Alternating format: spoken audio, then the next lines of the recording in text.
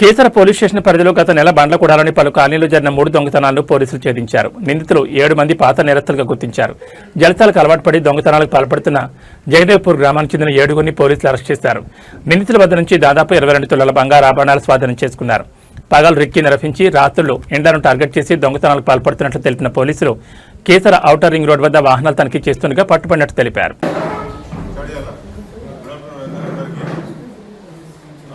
ఈరోజు కీసర పోలీసులు మరియు మన సిసిఎస్ టీం సిసిఎస్ మల్కాజ్గిరి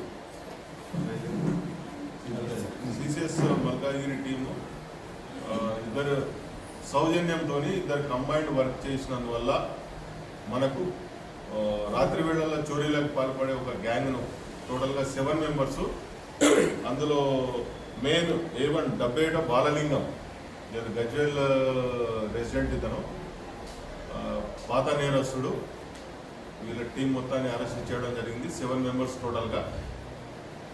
వీళ్ళంతా కీసర పిఎస్ లిమిట్స్లో రాత్రి వేళల్లో ఇళ్ల చోరీలకు పాల్పడి దొంగతనాలు చేశారు. వాటిని వివిధ ప్రాంతాల్లో ఈ చోరీ సొత్తును బంగారం వెండి వస్తువులను అమ్మడం జరిగింది. సుమారుగా 22 తులాల బంగారు ఆభరణాలను మనము కీసర పోలీస్ స్టేషన్ లిమిట్స్లో ఒక 4 కేసెస్లో రికవరీ చేయడం కూడా జరిగింది.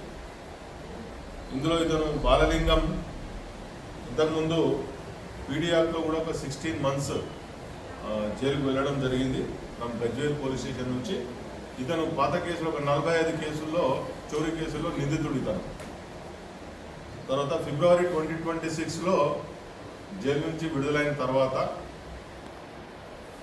ఈ కీసర పోలీస్ లిమిట్స్లో ఈ కేసులు రాత్రి వేళలో హౌస్ బ్రేకింగ్స్, రాత్రి వేళలో చోరీలు చేయడం జరిగింది. ఇతనితో పాటు డబ్బేట అశోక్, తర్వాత డబ్బేట చంద్రశేఖర్, డబ్బేట నవీన్, బక్కోళ్ళ బాబు, కేతోని నరేష్, బక్కోళ్ళ రవి, మొత్తం 7 మెంబర్స్ వీళ్ళ గ్యాంగు. వీళ్ళంతా ఇందులో ఈ చోరీ సొత్తును అమ్ముకున్న తర్వాత వచ్చిన డబ్బుతో వీళ్ళంతా ఎంజాయ్ చేయడానికి గోవా వరకు వెళ్ళారనమాట.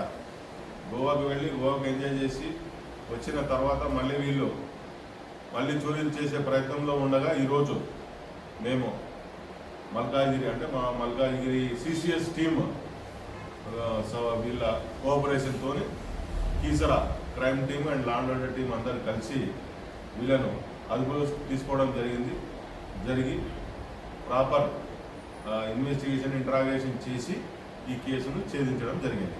Thank you.